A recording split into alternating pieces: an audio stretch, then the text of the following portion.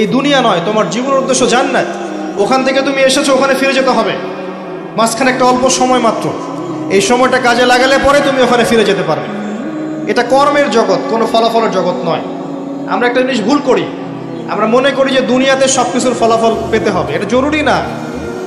দুনিয়াতে সব কিছু নিজের মনের মতো হবে না, আর দুনিয়াতে সব কিছু রেজাল্ট আপনি পাবেন না।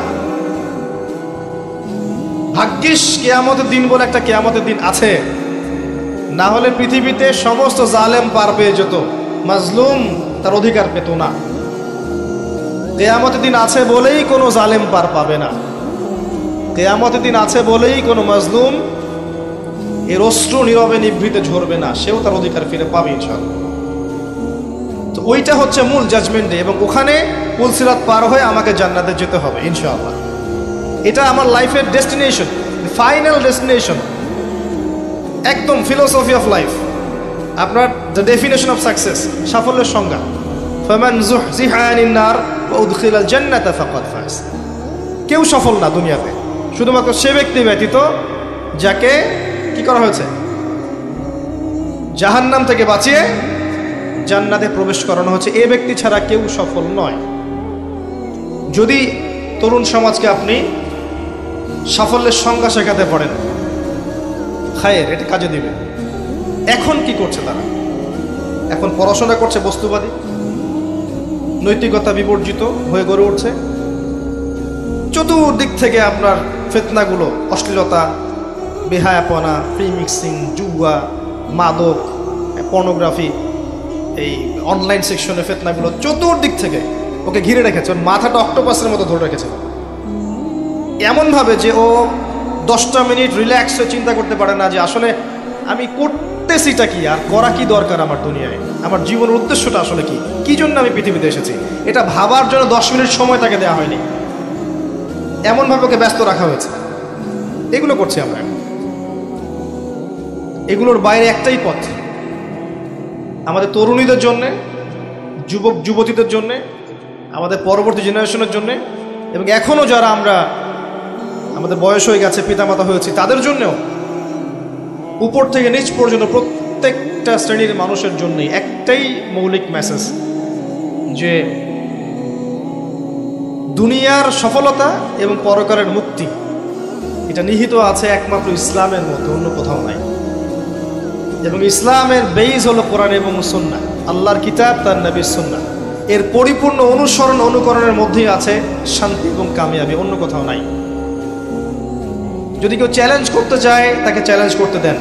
ইসলামের যে কোনো একটা বিষয়কে সে মানবতার অকল্যাণে প্রমাণ করে দেখাক, তাহলে আমরা মনে করে নিব যে ইসলাম আসলে আল্লাহর পক্ষ থেকে আসে। কারণ যেটা আল্লাহর পক্ষ থেকে এসেছে তার প্রতিটা বিষয় হবে মানবতার কল্যাণে, হবে না?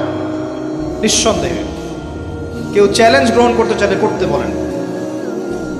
সূরা বাকারা আল্লাহ পাক চ্যালেঞ্জ করেছেন না, কুল ইন কুনতুম ফি রাইবিন মিম্মা নাযালনা আলা আবদিনা ফাতু বিসূরাতিন মিন মিথলি। কোনো সন্দেহ থাকলে এর মতো একটা সূরা নাজিল করে নিয়ে এসে দেখাও। ওয়াদউ শুহাদাকুম মিন দুনিল্লাহ ইন কুনতুম সাদিকিন। তোমাদের সমস্ত সাক্ষীদেরকে একত্রিত করো আল্লাহ বাদ দিয়ে, যদি তোমরা সত্যবাদী হয়ে থাকো।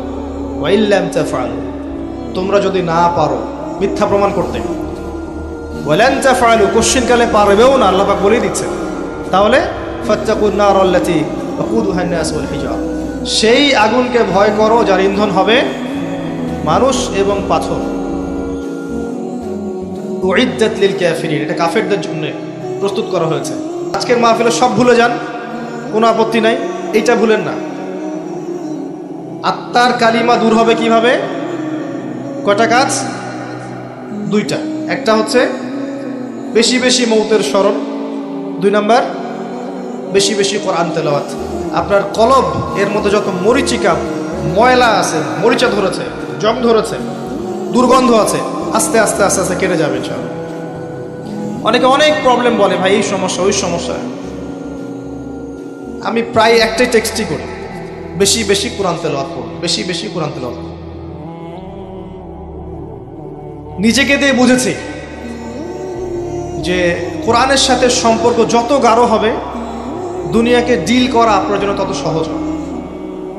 কোরআন থেকে যত দূরে সরে আসবেন, দুনিয়াবি ফিতনা ফাসাদ আপনাকে তত গ্রাস করে ফেলবে। এবং এর সাথে অবশ্যই নবী সাল্লাল্লাহু আলাইহি ওয়াসাল্লামের হাদিস এটা থাকবে। শুধু কোরআন মানবো হাদিস মানবো না এমনটা আবার হবে না। যেন নতুন একটা ফিতনা বের হয়েছে, শুধু কোরআন মানি হাদিস মানি না। আসলে এই কথার উদ্দেশ্য হচ্ছে আপনি হাদিস না, আপনি কোরআনও মানেন না। কোরআনে আল্লাহ পাক বলেছেন, ওয়ামা আতাকুমুর রাসূলু ফাখুযুহু ওয়ামা নাহাকুম আনহু ফান্তাহু। রাসূল যা দিয়েছেন গ্রহণ করো, যা থেকে নিষেধ করেছেন দূরে থাকো। তাহলে আমি হাদিস না মানলে কোরআন কিভাবে মানতে পারি? আসেন, এই হাদিসের মধ্যে একটা বলছিলাম, দ্বিতীয় ধাপে বৃদ্ধ পিতামাতাকে পেয়েছে, সেবা যত্ন করে জান্নাত লাভ করতে পারে নাই, আল্লাহর রাসূল বলেছেন তার জন্য ধ্বংস।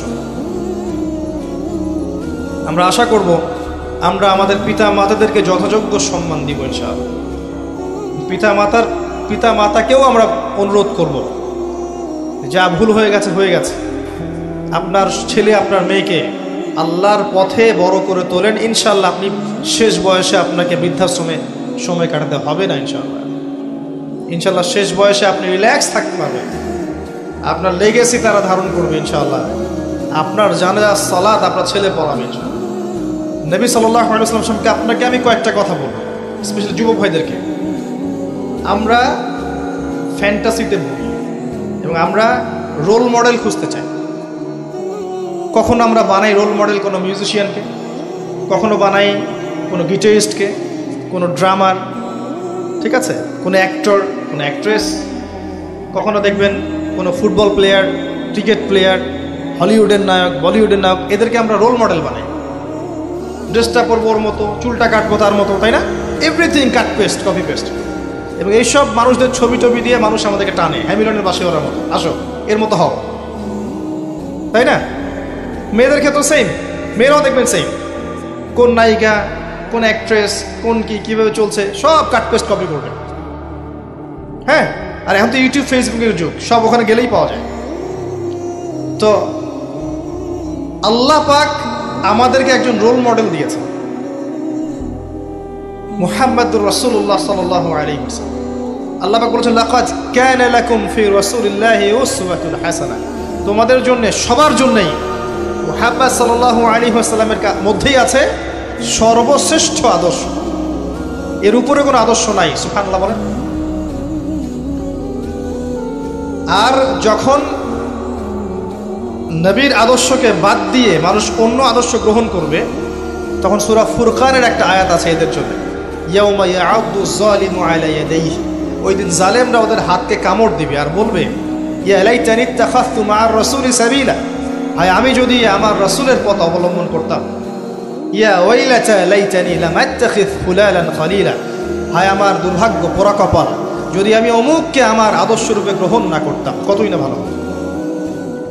আর যে ব্যক্তি মুহাম্মদ সাল্লাল্লাহু আলাইহি ওয়াসাল্লামকে দুনিয়ার জীবনে আদর্শ বানাতে পারবে না, সে মান নাবিয়ুক উত্তর দিতে পারবে না কবরে ইনশাআল্লাহ তাআলা। কে উত্তর দিতে পারবে? যে ব্যক্তি পৃথিবীতে মুহাম্মদ সাল্লাল্লাহু আলাইহি ওয়াসাল্লামকেই একমাত্র রোল মডেল বানাবে। প্রিয় যুবক ভাই এবং মা বোনরা যারা আছেন, সবার জন্যই একজন আদর্শ, একজনের সুন্নাহ আপনাকে ফলো করতে হবে। মুহাম্মদ রাসূলুল্লাহ সাল্লাল্লাহু আলাইহি ওয়াসাল্লাম তিনি একমাত্র ব্যক্তি, যখন প্রত্যেকটা নবী কিয়ামতের মাঠে ইয়া নাফসি ইয়া নাফসি বলতে থাকবেন, তিনি একমাত্র বলবেন ইয়া উম্মতি ইয়া উম্মতি, হে আমার উম্মত, আমার উম্মত। তিনি একমাত্র নবী যিনি পরকালে এই যে আমাদের উম্মতের কবিরা গুনাহগার ব্যক্তিদের জন্য সুপারিশ করবেন এবং তাদেরকে জান্নাতে নিয়ে যাবেন ইনশাআল্লাহ। তিনি একমাত্র মানুষ যাকে কবরে দেখানো হবে এবং যার ব্যাপারে প্রশ্ন করা হবে। তিনি এই যে 23টা বছর কষ্ট করেছেন, নিজের জন্য নয়, তার জন্য তো জান্নাতুল ফিরদৌসের ওয়াদা আগেই ছিল। তার জন্য নয়, নিজের জন্য নয়, বরং আমাদের জন্যে। জীবনের শেষ ক্ষণে গিয়ে তিনি বলছেন ফাতিমা রাদিয়াল্লাহু আনহাকে, আজকের পর তোমার বাবার আর কোনো কষ্ট থাকবে না। তার মানে কি, এই 23টা বছর তিনি নিরলস কষ্ট করেছেন কাদের জন্যে? আমাদের জন্যে। সেই নবী সাল্লাল্লাহু আলাইহি ওয়াসাল্লামের সুন্নাহগুলা এখন পড়ে আছে। আর এই সুন্নাহগুলোকে শুধু ইবাদতের সুন্নাত, ইবাদতের জীবনেই কি আপনি শুধু নবীকে মানবেন, ব্যবসায় মানবেন না? অর্থনীতিতে মানবেন না, পলিটিক্সে মানবেন না, আপনি সামাজিক জীবনে মানবেন না, পরিবারে মানবেন না, শুধু কি ইবাদতেই মানবেন? অন্যান্য ক্ষেত্রগুলোতে মানতে পারেন না, নাই পারেন, কিন্তু আকীদা থাকতে হবে কি যে ওনার আদর্শই সর্বশ্রেষ্ঠ, তাই না? হয়তো অনেক কারণে আপনি পারবেন না, হয়তো অনেক কারণে, বিভিন্ন কারণ থাকতে পারে, প্রত্যক্ষ পরোক্ষ অনেক কারণ থাকতে পারে, যে কারণে আপনি হয়তো পারবেন না, কিন্তু আপনাকে বিশ্বাস রাখতে হবে কি, আকীদা রাখতে হবে, আদর্শ একটাই, মুহাম্মদ সাল্লাল্লাহু আলাইহি ওয়াসাল্লাম। আশা করা যায় যে আল্লাহ পাক আমলের গুনাহগুলো আল্লাহ চাইলে মাফ করতেও পারে যদি আকীদা পরিষ্কার থাকে, ইনশাআল্লাহ। প্রিয় যুবক ভাইরা, রাত্রে ঘুমান নবীর সুন্নাহ অনুযায়ী, ঘুম থেকে ওঠেন তার মতো করে, প্রত্যেকটা জায়গায় দোয়া পড়েন, বাথরুমে যান তার মতো করে, দোয়া পড়েন, বের হন। বাথরুমে বসা, যেভাবে আমরা বসি, বাথরুম নিয়ে দুটো কথা মনে করি। এখনকার অনেক টয়লেট আছে যে আপনাকে বসতে দিবে না। হ্যাঁ, এয়ারপোর্টে যাওয়া আসা করলে দেখবেন সিস্টেমটা এমন দাঁড়া হয়েই করতে হবে। চিন্তা করতে পারেন কমন সেন্স এবং সভ্যতা কোথায় চলে গেছে। বসার অবকাশ নেই, দাঁড়ায়, এবং ওই মাপেই একটা মাপ দিয়ে দিবে। আর এই মাপ যদি সবার ফিট না হয় তাহলে আশ্চর্য বিষয়। তারপরে দেখবেন হাইকমোড ইংলিশ, আপনি কি বলেন ইংলিশ, কাপড় পাক কিভাবে থাকতে পারে আমাকে বলেন। আর যখন সেটা পাবলিক টয়লেট হয়, কিভাবে কাপড় পাক থাকতে পারে? সেখানে গিয়ে আপনি বসে করতে পারবেন? আবার খেয়াল করে দেখেন, এই টয়লেট সিস্টেমগুলোতে যত পানি আমরা খরচ করি, চিন্তা করে দেখবেন, পুরো ঢাকা শহরের যত টয়লেট আছে, এই টয়লেটগুলোতে যত পানি খরচ হয়, এগুলো যদি কিছুটা অংশ সেভ করা যেত, আগামী ঢাকাকে পানির শূন্যতা থেকে বাঁচানো যেত। দেখবেন হিউজ শাওয়ার নিচ্ছে, দেখবেন আপনি 10 বালতি পানি দিয়ে একজন গোসল করছে। হ্যাঁ, অথচ গোসলের নির্দিষ্ট পানির পরিমাপ ছিল নবী সাল্লাল্লাহু আলাইহি ওয়াসাল্লামের। ওযু করছে দেখবেন, ইভেন মসজিদেও যার ইমানের তেজ যত বেশি, তার ট্যাপের স্পিড তত বেশি। অথচ ওযু করতে কতটুকু পানি লাগে? নবীর একটা পাত্র ছিল, যেখানে একটা পরিমাপ ছিল, 1-1.5 লিটারের মতো হয় না, 1 লিটারও কম, 700, 800, 900 গ্রামের মতো হবে। এতটুকু পানিতে তিনি ওযু করতেন। প্রতিটা সেক্টরে ফাসাদ দেখেন। তো টয়লেটের কথা গিয়ে এই কথাগুলো মনে করেন। আমার কাছে মনে হয় ইয়াজুজ আর মাজুজের টয়লেট এগুলো। ইয়াজুজ আর মাজুজের খাসলত হচ্ছে কি জানেন? এই যে পৃথিবীর পানি শোষণ করে ফেলে দিবে। পৃথিবীর পানিগুলো, মিষ্টি পানিগুলো, লোনা পানি, মিষ্টি পানি সব খেয়ে শুষে ফেলে দিবে। টয়লেটগুলো পানি খেয়ে ফেলছে, হিউজ পানি অপচয় হচ্ছে দেখবেন। আর এমন শহরে, যেই শহরের পানির লেয়ার দিন দিন নিচে নেমে যাচ্ছে, ঢাকার পানির লেয়ার দিন দিন নিচে নামছে, এখানেই পানির অপচয় হচ্ছে। ঝর্ণার পাশে বসে ওযু করতে গিয়েও নবীজি বলেছেন যে অতিরিক্ত পানি খরচ করো না। এবং সূরা মুলকের শেষ আয়াতটা পড়ে দেখেন, কুল আরাআইতুম ইন আসবাহা মাউকুম গাওরা ফামান ইয়াতিকুম বিমাইন মাইন।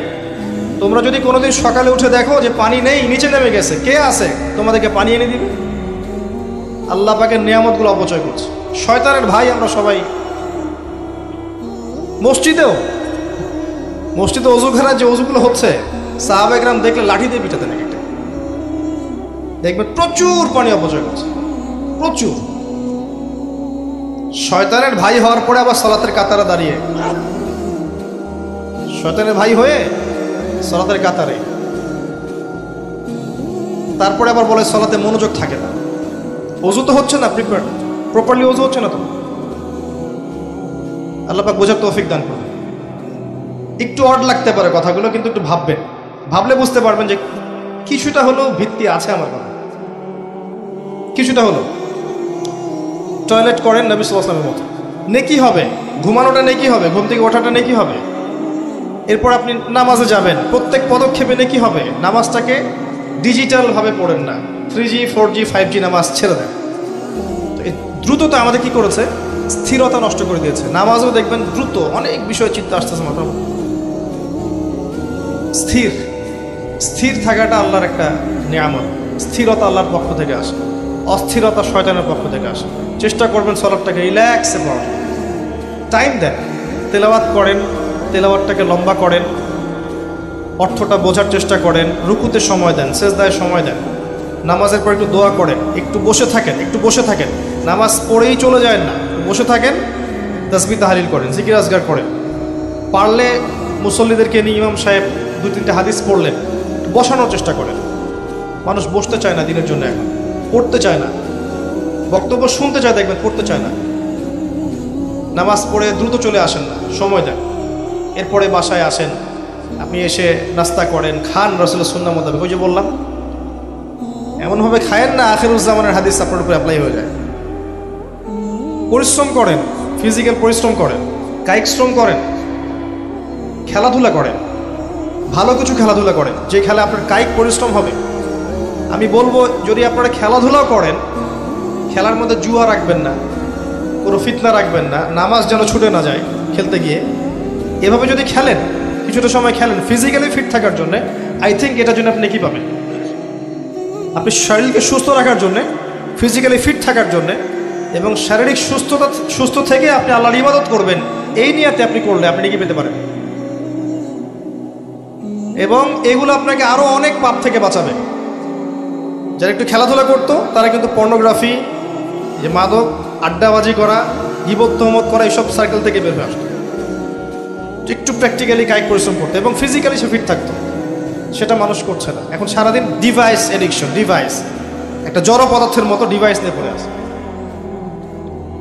এবং যারা ডিভাইস নিয়ে পড়ে থাকে এদের মাথাটা খুবই অস্থির হয়, অস্থির প্রজাতির প্রাণী হয়, সবর ধৈর্য বলে কিছু থাকে না, প্রিম্যাচিওর অনেকটা, দেখবেন বুদ্ধি প্রতিবন্ধীর মতো।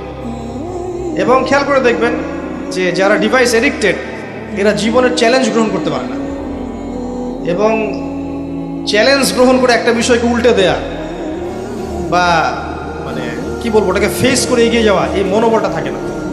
আস্তে আস্তে আস্তে আস্তে সে মিন মাইন্ডেড হয়ে যায়, হীনমন্যতায় ভোগে। অনেক সময় এরা দেখবেন এত ক্রেজি হয় যে আত্মহত্যা পর্যন্ত করে ফেলে, সিলি রিজনটা খুব সিলি, আত্মহত্যা করে ফেলছে। ঠিক আছে, বিষয়গুলো একটু বোঝার চেষ্টা করেন। আজকের লেকচারটা আপনাদের জন্য উপকারী হবে ইনশাআল্লাহ, বিকজ এটা প্র্যাকটিক্যাল কথাগুলো বলছি।